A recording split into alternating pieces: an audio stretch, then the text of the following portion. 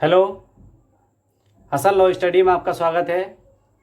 आज की इस वीडियो में हम चर्चा करने जा रहे हैं निहित हित के बारे में। इनके संपत्ति अंतरण अधिनियम में धारा 19 में निहित हित वेस्टेड इंटरेस्ट के बारे में।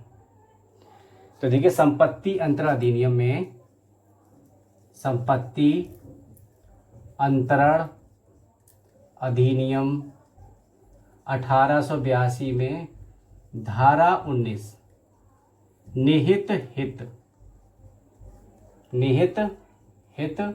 यानी कि वेस्टेड इंटरेस्ट के बारे में।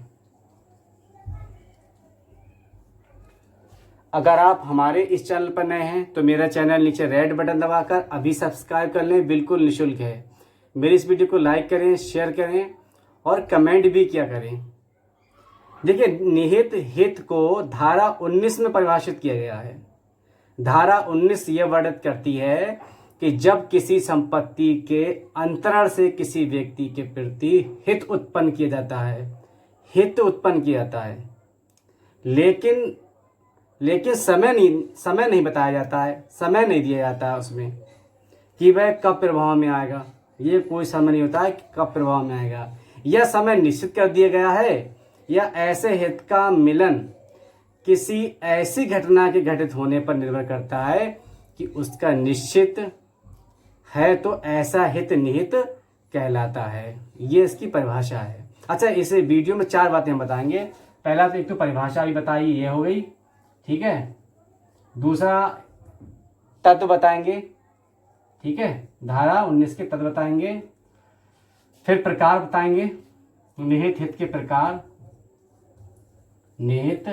प्रकार, और चौथा है निहित हित की विशेषताएं। निहित हित की विशेषताएं, ठीक। ये 4 टॉपिकों पर चर्चा करेंगे। परिभाषा पर मैंने चर्चा की। अब देखते हैं तत्व इसके। धारा के आवश्यक तत्व देखिए। इस धारा में जो आवश्यक तत्व हैं, इसमें कहा गया है किसी व्यक्ति के प्रति संपत्ति अंतरण से उत्पन्न किया गया हित निहित हित होगा यदि 3 बातें हैं। पहला है कि समय निश्चित किया गया है कि वह कब प्रभाव में होगा। समय निश्चित कर दिया गया है, वो कब प्रभाव में होगा। दूसरा, ये समय निश्चित कर दिया गया है। और पहला था कि ये समय निश्चित नहीं है कि कब प्रभावी होगा। अभी मैंने कुछ थोड़ा सा अंतर बोल दिया, फिर से सुन लीजिए कि समय निश्चित नहीं किया गया है कि कब प्रभावी होगा। ये पहला तत्व है। और दूसरा है, ये समय निश्चित कर दिया गया है।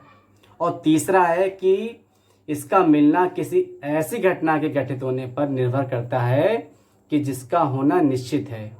निहित हित के सर्जन होने पर स्वामित्व आवश्यक ही अंतर्ति के पास पहुंच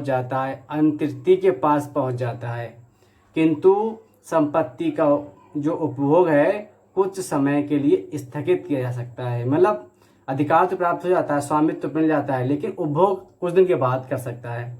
किंतु ऐसी अवधि शाश्वतता के नियम के विरुद्ध नहीं होनी चाहिए। यदि कोई हित अपने सृजन से लेकर अवसान तक, मतलब समाप्ति तक, पूर्व हित के तुरंत बाद कब्जा प्रदान करने की स्थिति में हो तो ऐसा हित निहित कहेंगे, ठीक, ऐसा हित निहित कहेंगे। अच्छा, इसके प्रकार देखिए। अब इसके निहित हित के प्रकार 2 प्रकार हैं। कब्जा सहित निहित हित प्रकार हैं इसके 2। कब्जा सहित निहित हित, और दूसरा है कब्जा रहित निहित हित। देखिए, बिना कब्जा के निहित हित हो जाता है। अभी कब्जा नहीं हुआ लेकिन हित आपके उसमें पहुंच गया है। कब्जा अगर सहित मिल गया है, पहला वाला है कि कब्जा सहित, कब्जा भी दे दिया गया और निहित हित भी आ गया तुरंत। और दूसरा वाला है कब्जा रहित। अभी निहित हित तो प्राप्त हो गया है, बस किसी नाम में संपत्ति करा दी गई, लेकिन कब्जा भी नहीं दिया गया है। इसमें है तुरंत कब्जा दे दिया गया, तुरंत उसके नाम में कोई भी संपत्ति करा दी गई है। ये 2 प्रकार हैं, एक कब्जा सहित और दूसरा कब्जा रहित, बिना कब्जे के। कब्जा भी नहीं दिया गया है लेकिन हित प्राप्त हो गया, इंटरेस्ट प्राप्त में हो गया है। जैसे छोटा बच्चा है, उसने जन्म लिया, तो जो संपत्ति है वो उसका स्वामी हो गया, लेकिन अभी उसे उपभोग का अधिकार प्राप्त नहीं हुआ है, छोटा है इसलिए। यदि संपत्ति अंतरण में दी गई शर्त असंभवता के कारण शून्य हो जाती है, अगर ऐसी कोई शर्त है जिसका पूरा होना संभव ही नहीं है, ठीक, तो अंतरण भी शून्य हो जाएगा, तो जो ट्रांसफर हुआ है वो भी शून्य है। अर्थात जो अंतर्ति के पास निहित हित नहीं पहुंचेगा। अंतर्ति से मतलब यहाँ पर, यानी कहीं भी जहाँ अंतर्ति मतलब है जिसे हम संपत्ति को अंतरण कर रहे हैं, जिसे दे रहे हैं, तो अंतर्ति के पास निहित हित नहीं पहुंचेगा। अच्छा, यदि शर्त नकारात्मक हो और फिर असंभवता हो जाए, तो संपत्ति का अंतरण वैध अर्थात अंतर्ति में निहित हो जाएगा। अगर शर्त नकारात्मक है और फिर वो असंभव हो जाए, तो संपत्ति का अंतरण वैध होगा, अर्थात अंतर्ति को जो निहित हित है वो प्राप्त हो जाएगा। निहित हित की दूसरी विशेषता ये भी है कि ऐसा हित निश्चित होता है कि मृत्यु के पश्चात वह हित उसके वारिसों को, उसके उत्तराधिकारियों में ही निहित हो जाएगा, भले ही अंतर्ति को संपत्ति में मृत्यु से पहले आधिपत्य ना मिला हो। अब निहित हित की विशेषताएं देखिए। निहित हित की पहली विशेषता है कि निहित हित का अंतरण होता है। सबसे पहले इसमें अंतरण होता है, ठीक, ये पहली विशेषता है, इसको अंतरण किया जाता है। दूसरा है निहित हित किसी पूर्व शर्त पर आश्रित नहीं होगा, यद्यपि किन्हीं पश्चातवर्ती शर्तों के पूर्ण न होने पर इसकी वापसी संभव होगा, इसका वापस होना संभव होगा। निहित हित प्रत्येक ढंग से अंतरणीय, अनुदेशनीय एवं उत्तराधिकारियों द्वारा प्राप्त होता है।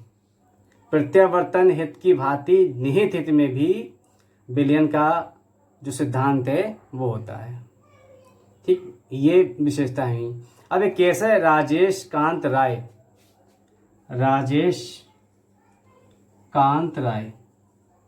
वर्सेस शांति देवी का है। शांति देवी, ये 1957 का केस है। इस केस में यह कहा गया कि कोई हित निहित है या नहीं, इस प्रश्न की कटौती उस व्यक्ति का आशय होता है जो हित का सर्जन करता है। तो आज की इस वीडियो में मैंने चर्चा की, बहुत छोटा सा टॉपिक था निहित हित के बारे में, वेस्ट इंटरेस्ट के बारे में।